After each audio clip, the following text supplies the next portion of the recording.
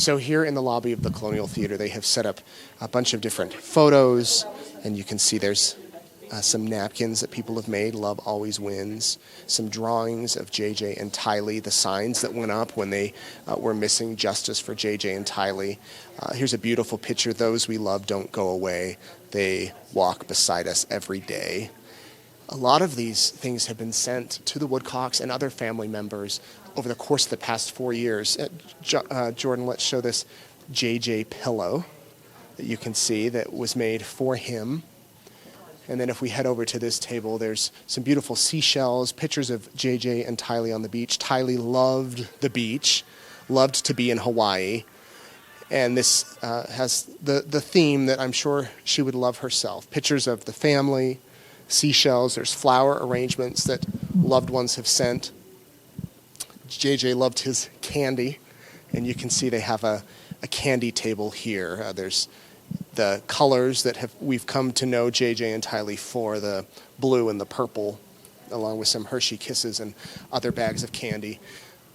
People who came here to the memorial walked into two beautiful pictures of JJ and Tylee, and here is an M&M jacket. This was JJ's. We've seen and heard about how much JJ loves M&Ms, loved M&Ms, and how his grandpa Larry would give him those M&Ms, and they have that jacket here on display. And then we'll hit up one more table over here before we head inside. So many photos. I wish we could spend, a minute on each one. But just some wonderful memories of these beautiful children and the lives they lived with their family members and their loved ones. And that's what the whole purpose of today is all about, is to remember them. Why did you come here to the memorial today? We are friends with Larry and Kay. And we feel close to this case because of their grandson, JJ. We also have a son who is autistic, and we can definitely relate to that. And you guys drove how many hours to be here? So we drove from Utah. We're originally from New York, but we lived in Utah for a long time, so we all drove a 3-hour drive this time, yeah. And you've been following the case since the beginning? My wife has been following the case from the very beginning, the very, very, very beginning. I kind of jumped in on it probably halfway, but put in a lot of hours in. So. And what is it about the story, the situation, the case that's captured your attention? It's just, it's sad. The whole situation is sad. Again, relating back to JJ, I know there's a lot of people that lost their lives, but we relate to JJ. I relate to JJ. I see him on TV. I see my son.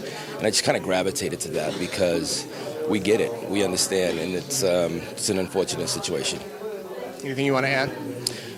Larry and Kay, we love you. And they are America's grandparents. And I hope everything goes well, ends well as well. And hopefully we can all put this to an end soon and try to live normal lives after. Georgia, where are you from again? Montana. And why did you decide to drive down here today?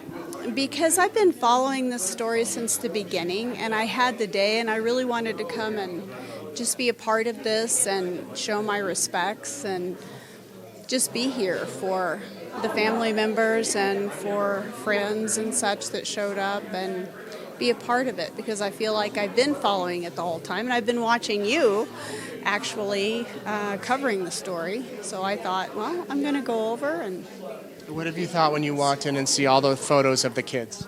Incredible. It really, it shows you who they are, their personalities, and just there's so much to them, and there's not now. But yeah. So, but it was wonderful to come in and actually see who they were. It just puts things in perspective when you're actually able to come over and take a look for yourself. Carrie, why did you come today? I've been following this case since day one when we heard that the kids were missing. I had a couple kids that were the same age as Tylee and JJ, and it made me wonder why a mom, would not explain where her kids were and show proof of life. And I just kept following it because it's, happened pretty close to my hometown.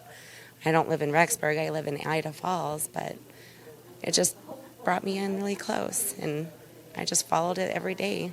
What did you think walking in today and seeing all of these pictures? It is very beautiful. I think what got me the most was seeing JJ's M&M jacket.